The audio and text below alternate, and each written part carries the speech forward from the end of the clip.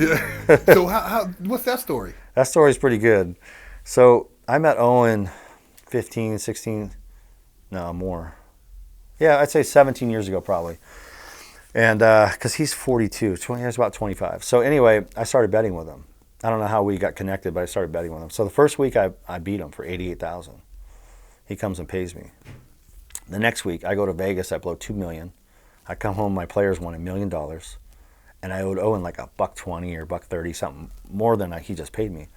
And I said, I call him up right away, because that's how I am. Yeah. I said, hey man, I apologize. You just paid me. I'm gonna need a few weeks, man. I got jammed up in Vegas, and this is 2 weeks into our relationship. And mind you, the biggest thing you cannot do is take a bookmaker's money and then lose to him and not pay him back. That's like, you might as well try to fuck his wife. That's pretty bad. Yeah. So I'm like, I'm gonna take care of it. I know you don't really know me. And Owen was pretty jacked at the time. He was tatted up everywhere, right? Because he thought he was a gangster. And he says to me, well, we got a big problem then. I said, yeah, we do have a problem. I owe you about 125,000. You're going to get it. And he says, well, that's not going to fly. I said, I'm going to say it again, man. You're going to get paid. Just relax. He says, I'm not relaxed at all. We have a big problem. I said, you say it one more time, we're going to have a fucking bigger problem. He goes, again, we have a big problem. I said, then let me give you my fucking address, motherfucker. You want a problem? He goes, send it over. I'll be there as fast as I can. I fucking sent him my address. The motherfucker got in his car and started driving to my house. That's how we met. I laced up my shoes. I told my ex, I said, I'll be sitting on the porch here. We're going to have a shit show going down in about 40 minutes, because he was driving from Redondo Beach. Yeah. I sat on my porch. Motherfucker pulls up in his little white Range Rover. O-Dog gets out of the car. I was like, I never met him. I met him one time, but never met him like in this facet. He comes out of his car, and he's a pretty big dude. I stood up. I said, let's fucking dance. And he could see in my eyes that I was ready to fucking rumble, you know. And, you know, he's no slouch. Yeah. But he looked at me, and he's like, you got a lot of balls, man. I said, bro, I told you, I'm not trying to dodge you, man. I'll pay you, but I can't pay you right now. So right away, I already knew he didn't want to dance, because, you know, you don't get out of the car and start tripping. Start talking. You either dance or you don't. Yeah. And thank God, I mean, I didn't want to rumble with him, because I was in the wrong. And he's a big boy, you know. But I wrestled in high school. I was pretty good athlete. And at the end of the day, man, I probably deserve to get my ass beat in this moment. So we hugged it out. We became bros ever since. He's like, you got more balls than anyone I know. I said, well. So next thing you know, I started collecting money for him from his players and problems. Okay. And so we built a really good relationship. Of course, I paid him. It took me a few weeks. I paid him. And we just built a lot of respect for each other. The problem with Owen is he got so high in his own, you know, not only supply, but his own ego. He started drifting to the drug, you know, area. And that's what got him in trouble. Well, he said if he would have stuck with it, he probably would have been like the guy with FanDuel now, who's legitimately now they're advertising him for the NFL or MMA game fights. You know? I love O-Dog, but he would have never been a FanDuel, because they'll never let a regular Joe run an operation like that. It's so always those all connected people? Yeah, no, it's not even people. You have to be a corporation who has billions of dollars. If you go look at the history of any sports book or any casino, they have massive amounts of money. I mean, billions. It's a corporation. It's never one person. It can't be you and I. Like they won't give you and I a license. They're never going to do that, because guess what? You don't have enough money. I don't have enough money. And they want corporations that will never be out of money. They're never going to have any problems. They don't want customers not getting paid and all this. And also they want their hand in the pie, right? So these corporations have, I'm sure there's ties to, you know, giving money to whatever. You know, there's always, DC, of course, 100%. Yeah. Whereas, so I love his analogy, but he wouldn't be FanDuel. But he would be doing well as a bookmaker, because he ran a great business, and he wouldn't never spent 10 years in prison. Yeah. That's for sure. Now, have you ever done any gambling in Monaco? Yeah, you're damn right. I've heard stories about Monaco. No joke. It's the best. I've been there 4 times. 4 times? Yeah, I was their biggest customer in a trip, not ever. That's real money there. Did you go to F1 there, or just there? F1, I was there. Oh, shit. Yeah, I won $1.4 million the second trip I went there. My wife and I bought this watch there. Oh, shit. Yeah. What'd you bet on? Baccarat. Wow. Yeah. And there the limits are, I was betting 200,000 euros a hand. So pretty big limits there too. Yeah, it's very similar actually. You'd be surprised. They just have more people over there with real money. I mean, not more than Singapore though. Way bigger. Monaco's way bigger? Way bigger. Now, what I mean by that is not gambling wise, real money there. Like, for example, I was working out in a gym with two Russians. They had a $400 million yacht. They were in the gym just checking out, hanging out, popping in there just to hang out in Monaco. So I mean, oligarch type dude. 100%. They were oligarchs. I mean, they were like 35 years old. $400 million yacht. I don't even know where it came. I don't even ask. But they were jack kids. I call them kids because they're 35. 35 with yachts. But no, this wasn't. It was like a ship. I have a picture of my phone. It's a gray. It's incredible. $400 million yacht. So that's real money, right? So when I was gambling at the tables, there'd be like sheiks and people who have billions. You don't see that very often. Even in Singapore and Macau, there's that. But these are like the real wealth of the world. And even when you're in Monaco, you feel it. It's everywhere you go. I've been to Jimmy Z's, a top nightclub. I've been to all the fine restaurants. I've done it all. Wow. And I stayed at Hotel de Paris. Le Grille's the top restaurant there. I have pictures of all this shit. I mean, my wife and I, we love it there. Yeah, that's always on my bucket list. It's amazing. Monaco, I've seen that, and I'm just like, her stories, and oh yeah, you got to have, I forgot the net before you can even be considered to get the citizenship, because for tax purposes, people want to get that citizenship. Yeah. And, but it's just a small little area. It's not even that big. It's tiny. So you can go from, basically when you land in Nice, you can go from, let's call it Nice, through Monaco to Italy within an hour. You can be in 3 countries that technically quick, huh? within an hour. Wow. Yeah, and it's amazing. The location is just, it's gorgeous. Obviously F1 attracts a lot, but I wouldn't go again in F1 unless you like that shit show crowd. I would go when it's off time and just enjoy the. But they have the cans out there too. Yeah, correct. It's gorgeous. Wow. Is that probably one of the nicest places you've been to as far as in the world? It's my favorite place. Wow. By far. But I'm bougie. I like that shit. So, yeah. I mean, I had 6 Rolls Royces. I've had Ferraris. I've had Lambos. I like bougie shit. So, I'm not going to lie. But it feels different. It's weird. Like, I've been a lot of places in the world. Saint-Tropez. I've been, obviously Macau, Singapore. I've been to Bali and the nicest areas in the world. Monaco is just different feel. You walk around and you just feel the money. Over there they have, I was told by one of the workers in the casino, for every 8 citizens, they have a police officer. Wow. It's the safest place in the world. Well, actually, I heard even going a step further in Dubai, the guy was saying, dude, the police, when they pick up money, they don't even have guns. In they Dubai? got batons. There's no crime. Wow. No homeless, no nothing. You leave your car unlocked, bro. Nobody steals nothing there. Well, they leave Ferraris on the side of the road. Yeah, have you been to Dubai? I haven't been. I've been. It's amazing. But Monte Carlo smokes Dubai. Oh, yeah? Yeah. Wow. Depends what you like, though. Yeah. Like Dubai probably has more actual money. Monte Carlo, the people coming into Monte Carlo are usually visiting, and there's a lot of wealth there. Old money, though, right? Yeah, but Dubai's got young, old. It's got shit. Yeah. You have everything, and it's bigger. Yeah. And it's like kind of it's like a big New York. Like Dubai. Dubai. Yeah. Monaco's old, but what's impressive about Dubai is how quick, when we see the transformation of a country, and you look at like Dubai in the 80s, with the shit show, nothing there. Right. You fast forward, they got man-made islands, they got all this commerce, they're bringing in all these different events and stuff going on, and just when you pump money into your community, into your city, into your infrastructure, how that can impact. And no crime. Right. You know what I mean? Where you look at the reverse here, but I'm just saying that to me was impressive and how fast they were able to make that happen. It's amazing. And when you go there, you feel, like I said, Monaco, you feel it too, but it's different in Dubai. It's bigger and it's spread out more. And you don't, I don't know, it's hard to explain. I've only been there twice, but I'll tell you what is, like, the buildings are just scrapers that are higher than you can imagine. Well, I look at the videos at the supercar dealerships, and they're renting all these cars out. Dude, it's like they're abandoning $1 million cars, like the sand, run them through the sand. They don't care. It's nothing. Nothing. Yeah, it's bananas. I mean, because some of these people have fuck you money times fuck you money, which is incredible. It really is. It's a beautiful place. It's I rode camels and stuff, did all kinds of weird shit, but it was cool. I was there for New Year's. Okay. Yeah, and then we went there before I went to the Maldives. Wow. And that was pretty cool, but it's a little too quiet for me, but it was really cool. So the feds, man, when they hit you, like, what led to this actual case? What was it that led to you getting arrested in this case? You never know, right? Because who ratted, who's talking. I mean, I have, like, ideas of You didn't get no discovery with redacted stuff, blacked out, or nothing. Do you know? Nothing. No. Because I'm about to be sentenced. Okay. So I don't even know. And to be honest with you, I think there's a lot of people that were talking about me. Yeah. Because, at the end of the day, you have so many involvements in my case. It's the casino related stuff, which everybody's trying to save themselves. Yeah. And I was an easy target because I was flashy, and I didn't deny I was a bookmaker to anyone. But you didn't burn nobody. So what's the No, I didn't burn nobody. So, and the only reason why I was looking at 18 years in prison. 10 years for money laundering, that's the max, I should say.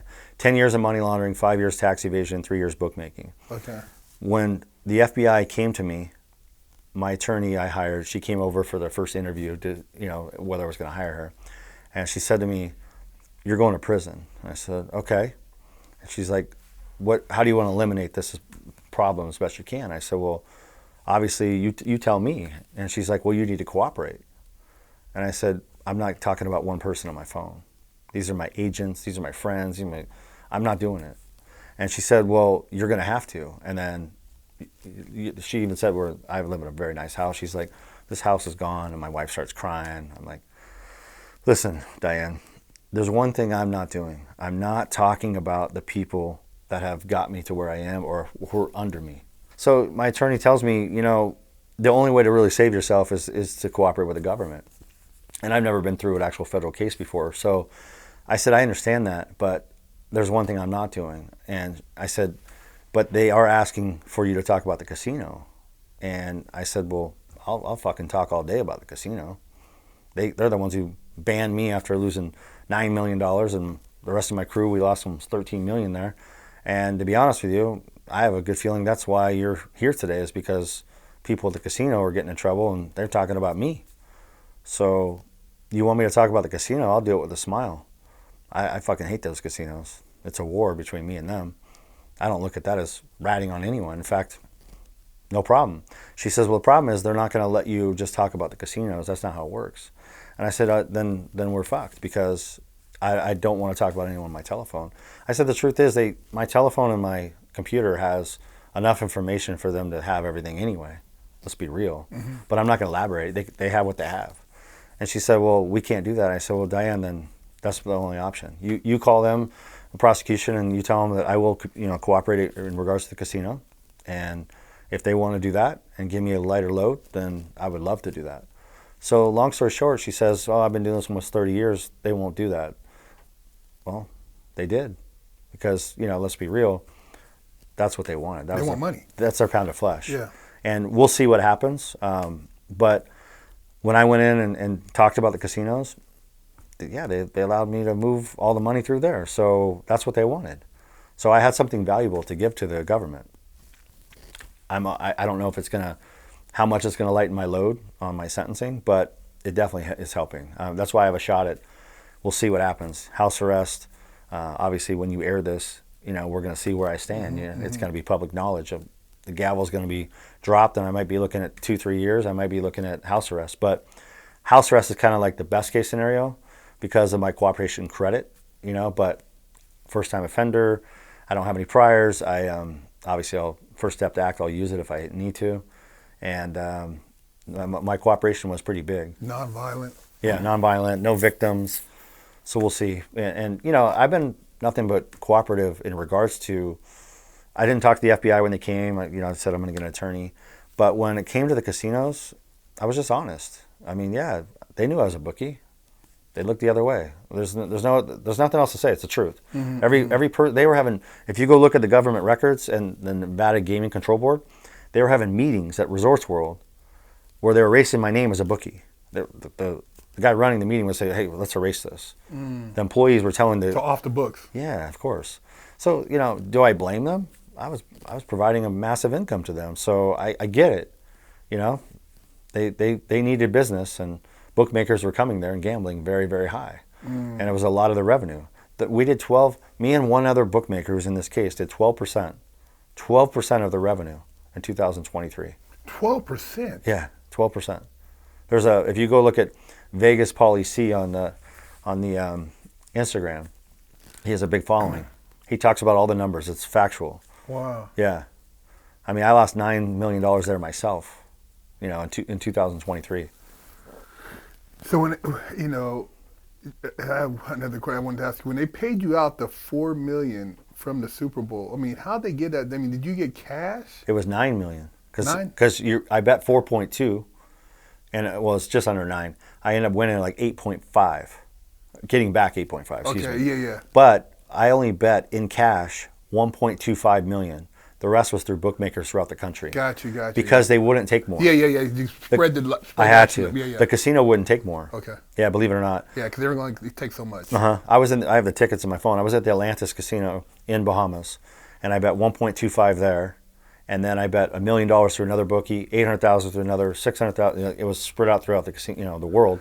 And the casino, when I won though, they gave me chips, and I took the chips to the cage and then just had them wire it back home to me. Okay. Yeah, but the sad part was when I bet that bet, I was trying to bet 2 million, they wouldn't let me. And then I ended up blowing 800,000 in the casino before the Super Bowl. So when I won the 1.25, I actually 800,000 of it, I already lost. So I only won like 400 grand there in the Bahamas. But Did you actually watch the game? Hell yeah, I did. What were you doing? Were you about to shit yourself and watch? Were you like, ah? Do you remember this game, the one I'm talking about? It was Patrick Mahomes hobbled in at halftime. The Eagles were up by I think 10 at halftime, and he hurt his ankle and he hobbled in. It was Eagles and yeah, because I thought Chiefs. he wasn't going to be able to finish the game. 100%. So my friend said to me, I literally looked like a little scorned bitch. I thought I was dead. They said that Chad Henne was coming in the second half. That's what they thought. Obviously, they went in and taped him up and probably shot his ankle every which way, Mahomes. And I decided I bet 400,000 in the second half. That's why I ended up having 4.6. That's why it was 9 million. Yeah, that's what it was. So I bet 400,000 more in the second half, not through the casino. I had no more money there, but I bet it through bookmakers. And they're like, my buddies are like, why are you betting 400,000 more? These fucking ankles. I said, because what's the difference? I'm gonna lose 4.2 million. I might as well get down more, And that was my thought pattern. I mean, that's a stupid thought pattern, but that's what at that point I was like, I don't even care. If I lose this game, I'm gonna be fucked every which way anyway. When I get home, I'm gonna owe all kinds of money. Dude, you got me, like I said, every time I hear you say these stories, it might be like Adam Sandler, where he kept crying to his brother-in-law, was like, where's my money? Yeah. Uncut gems. Yeah, the dude's running around, he fake Rolex over here, and how's it give me my money? And the he's hustle, like, man, you got to feed that. Oh, It's true, though. You always are feeding your dopamine rush, your addiction, and, I don't gamble anymore because I can't. I'm on a full monitoring system. My phone's monitored. They monitor everything I do. So I don't gamble. I don't book. My dopamine's gone. I'm finding it by sitting here with you. Yeah. Talking about my stories and reliving the past because those days are over. I mean, think about it. My son is 3.5 years old. When I got busted 17 months ago, he was basically 2. Okay? He's been on 44 private jet flights in 2 years as a baby. Wow. 44 times. We went either to Vegas or, Dominican Republic or wherever we've gone.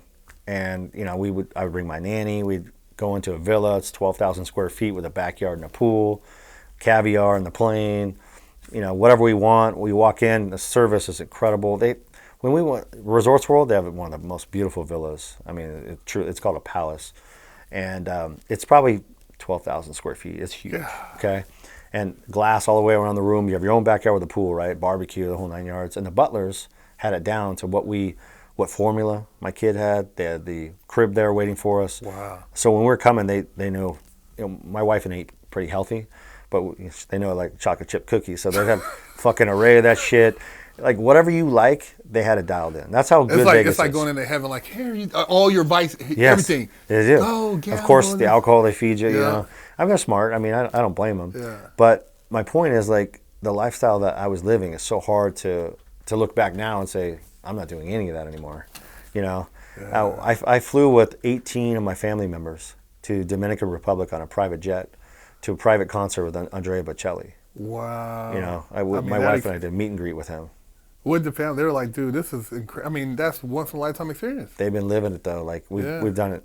I took my kids to 4 casinos in 3 countries on private jets over 30 days, with a 30-day vacation. Panama, Dominican Republic, we went everywhere, all through the Bahamas, and every trip I won at every casino. That was one of the best trips of my life. So my kids have experienced so many great memories and moments, you know. Yeah. And luckily, I've captured a lot of it. I have a lot of in my book. It talks about all this, and obviously I have pictures in there, and you know, they're doing a documentary right now on me, so we got a lot of good stuff going on. Plug the book, man, so people know when this drops where to find the book and stuff. Yeah, because I'm not sentenced yet, it's not up, you know, it's Okay. being published. We'll add that later. I just know if you already knew the title. So when we do come, we're gonna plug all your. Okay, thank stuff. you. Yeah, it's called Recalibrate. My book, and my Instagram is at Matthew Bowyer 5. Okay. Obviously, I'm on all social media channels, but I'd love to have anyone's support to buy the book. I think it's a great book, man. It's very exciting. Yeah, and we'll have to do a follow-up after you get sentenced, man. Well, we will. We will. There's more to cover. Big Herc 916, fresh out, Matthew Bowyer, man, amazing story. Subscribe, share the channel. You know how we do it. Thanks, Big Herc, man. Pleasure. Thank you for coming on, bro. Great to see you.